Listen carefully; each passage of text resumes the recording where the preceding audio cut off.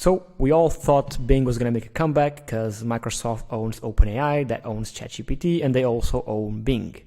However, Google is miles ahead, in my opinion, and they just announced actually that they're launching their competitor to ChatGPT. It's called Bard AI. Google announces Bard AI in response to, oh, come on, I'm not going to pay for your stuff, nor use disable ad block. So yeah, essentially announced a competitor to ChatGPT.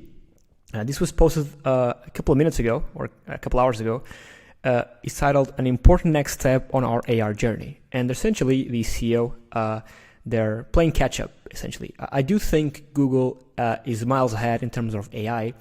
However, technology. However, because they're such a big company, they take such a long time to ship or to implement new things. Right? I think there was a story of someone at Facebook that left Facebook because they said that in order to change the color of a button or change a little feature, they had to do board meetings and things took months, right? So because Google is so big, I think that what they're doing, even though they're miles ahead in terms of technology, they take a long time to ship out these new products. However, this looks promising. I think it's in beta testing for some people. And I mean, Twitter is all over it. Everyone's speaking about it. Google announces Bard, their ChatGPT competitor. Bard is such a weird name. Maybe I'm just having trouble saying it. But yeah, just wanted to record this short video on it. It's quite interesting.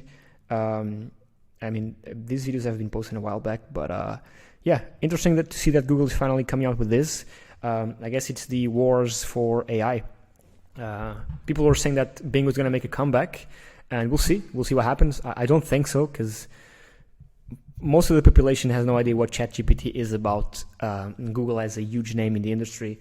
Yeah, so it's going to be interesting to see what happens. Just wanted to record this short video to update you on what's happening on the latest news of this AI war, I guess. So yeah, thank you for watching, and I'll see you on the next video. Cheers.